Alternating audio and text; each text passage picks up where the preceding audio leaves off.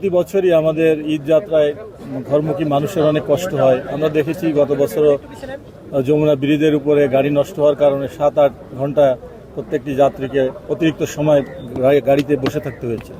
এবার এই ধরনের কোনো অনাকাঙ্ক্ষিত ঘটনা যাতে না ঘটে এই জন্য আমরা ইতিমধ্যে হাইওয়ে পুলিশ, জেলা পুলিশ এবং অন্যান্য সংস্থা, পুলিশের অন্যান্য সংস্থাকে বলা হয়েছে যে ট্রাফিক পুলিশের পাশাপাশি তারা দায়িত্ব পালন করবে এবং সড়কে যাতে অনাকাঙ্ক্ষিত কোনো গাড়ি অতিরিক্ত সময় দাঁড়িয়ে থেকে কোনো ট্রাফিক কনজেশন তৈরি না করে সেই ব্যাপারে আমি নির্দেশনা দিয়েছি পুলিশের কোয়ার্টার থেকে সকল ইউনিটকে। আমরা আরেকটা ইউনিট থেকে অতিরিক্ত 400 পুলিশ তাদেরকে দিয়েছি এবং আমি বলেছি আমাদের এপিবিএন থেকেও কিন্তু তাদেরকে যে চাহিদা ছিল সেই অনুযায়ী আমরা 500 না 100 পুলিশ দিয়ে দিয়েছি। আরও যদি লাগে তুমি নিতে পারো। ওই জন্য পুলিশ কমিশনার মহোদয়কে আমি বলেছি যে কোনো একটা মাঠের ভিতরে তাদের জন্য স্পেশাল জায়গায় বাসগুলো নিয়ে ওখান থেকে লোড করে যেন তারা স্বাচ্ছন্দ্যে চলে যেতে পারে, যাতে রাস্তা ব্লকটা না।